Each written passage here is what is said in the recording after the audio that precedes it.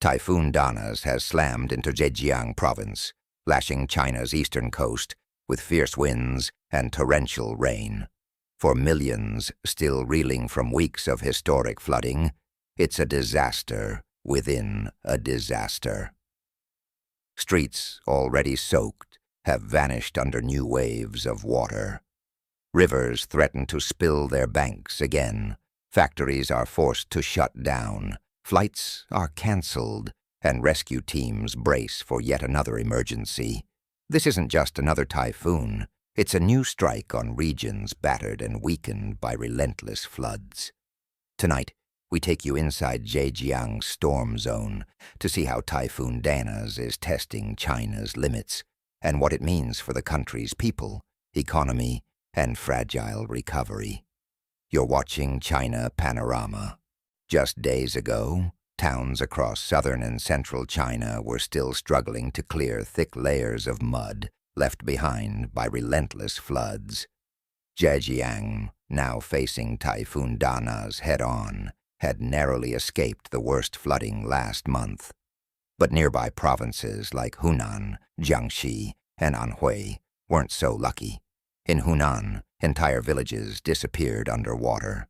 In Jiangxi, rescue teams used boats to evacuate families from rooftops. Railways and highways were severed. Power was cut to thousands of homes. The Yangtze River surged to dangerous heights. Crops were destroyed, factories paused production, and local governments scrambled to shelter millions displaced by rising waters. Economic losses have already topped billions of dollars. But as the waters slowly receded, there was fragile hope of rebuilding. Then came Danas. Born in the western Pacific, Typhoon Danas grew quickly into a powerful storm. As it turned northwest, meteorologists warned it could hit China's east coast, where cities like Wenzhou, Ningbo, and Taizhou stand as industrial giants. On landfall, Danas unleashed winds over 120 kilometers per hour. Rain pounded Zhejiang's coastline, flooding roads, shutting down ports, and forcing emergency evacuations. For Zhejiang, and for China as a whole, the storm couldn't have come at a worse time. In Zhejiang, the arrival of Typhoon Danas brought chaos. Coastal cities like Wenzhou and Taizhou saw streets vanish under torrents of water. Winds tore roofs off homes and sent debris flying through the air. Local meteorological stations recorded gusts over 120 kilometers per hour, battering power lines and plunging neighborhoods into darkness. The rain fell so hard that in some areas nearly 200 millimeters poured down within hours, overwhelming drainage systems. Videos on social media showed cars floating through downtown roads, shops submerged, and residents wading waist-deep through muddy water. In Ningbo, a crucial port city, container terminals were shut down temporarily to secure massive cranes and ships against the storm. Cargo delays rippled through supply chains, threatening shipments of electronics, automotive parts, and textiles destined for global markets. Outside urban centers, rural communities suffered quietly. Farmers watched in despair as swollen rivers flooded rice paddies and vegetable fields. The timing couldn't be worse. Many regions had just replanted crops lost to the earlier floods. Emergency services raced from one district to the next, rescuing elderly residents, delivering food, and clearing fallen trees blocking highways. Over 300,000 people were evacuated in Zhejiang alone as authorities issued the highest-level typhoon warning. Local hospitals prepared for injuries, while temporary shelters sprang up in sports stadiums, schools, and community centers. For the Chinese people, Danas isn't just a storm. It's a blow to resilience, already tested by weeks of flooding. And for the government, it's an enormous logistical challenge to balance rescue operations with economic recovery efforts. All this comes while many factories and businesses are still assessing damages from floods that, in some provinces, destroyed machinery, warehouses, and raw materials. The question now: how much more can China endure in a season of relentless disasters? Beyond the human suffering, Typhoon Danas has intensified China's economic woes.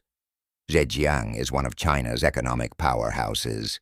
Its coastal cities like Ningbo and Wenzhou are major hubs for manufacturing, shipping, and global trade.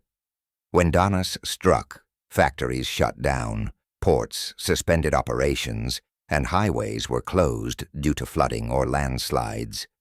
In Ningbo, the suspension of container terminals disrupted shipping lanes that connect China to markets in the United States, Europe, and Southeast Asia. Electronics, machinery parts, textiles, and consumer goods all faced delays. Logistics companies scrambled to reroute cargo, but bottlenecks persisted. The earlier floods had already caused an estimated $6 billion in direct losses nationwide, damaging factories, warehouses, and agricultural land. Now Danas adds another layer of economic pain. Thousands of small and medium-sized enterprises, SMEs, in Zhejiang fear bankruptcy. Many businesses had barely recovered from pandemic disruptions and earlier floods. Now they face destroyed inventories, damaged facilities, and the burden of repeated repairs. Agricultural losses are significant. Rice fields, vegetable farms, and aquaculture ponds were flooded again, erasing weeks of labor. Food prices have started climbing in regional markets, raising fears of inflation spreading nationwide. Insurance claims are expected to surge as businesses and homeowners seek compensation for typhoon-related damages. However, many small businesses lack comprehensive coverage, leaving them vulnerable to permanent closure. Economists warn that the combined effects of floods and Typhoon Danas could shave off a fraction of GDP growth in 2025. Consumer spending may slow as families prioritize repairs and recovery costs over new purchases. Globally, foreign companies reliant on Chinese supply chains are watching the crisis closely. Any prolonged disruption in Zhejiang could impact electronics, clothing, auto parts, and even holiday goods scheduled for export in coming months. For China's economy, already grappling with slower growth, Danas has arrived at the worst possible moment. Typhoon Danas is not just a local disaster. It's part of a bigger pattern shaking the world. Climate scientists have warned that warmer ocean temperatures are fueling stronger and more frequent storms in East Asia.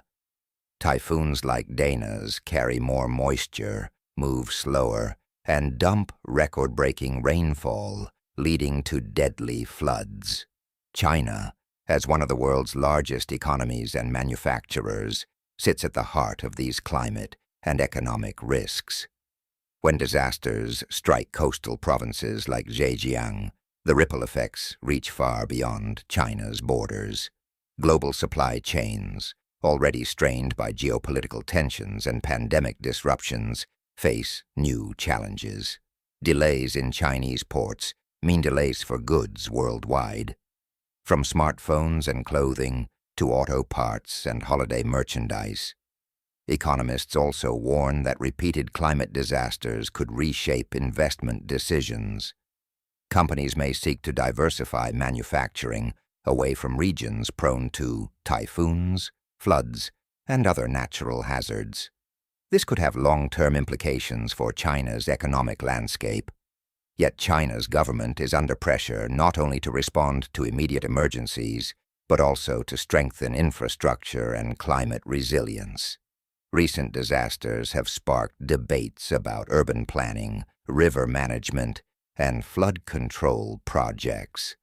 The stakes are high. Climate events like Typhoon Danas are no longer isolated tragedies. They're becoming critical tests for governments, economies, and communities worldwide. As the world watches how China weathers Danas and its aftermath, the lessons learned here could help shape how nations prepare for an era of extreme weather and global uncertainty. Typhoon Danas has left its mark on China, a nation already struggling beneath the weight of historic floods. In Zhejiang, shattered streets, flooded factories, and anxious communities tell a story of resilience, tested again and again. Across China, the twin disasters of floods and typhoons are not merely natural events. They are signals of a changing climate and of the urgent need to prepare for storms yet to come. The cost is counted not just in dollars or yuan, but in lives uprooted, families displaced, and dreams put on hold. Yet amid the devastation, there is courage. Volunteers who work without sleep, families who refuse to surrender hope, communities that come together to rebuild brick by brick. As China looks to recover, the lessons of Danas are clear. Climate resilience, strong infrastructure, and swift emergency response will be crucial for the storms of tomorrow. And the world is watching. For China, for the global economy, and for people everywhere. Typhoon Danas is a stark reminder that the forces of nature can unite us all in both struggle and determination. This has been China Panorama. Thank you for watching.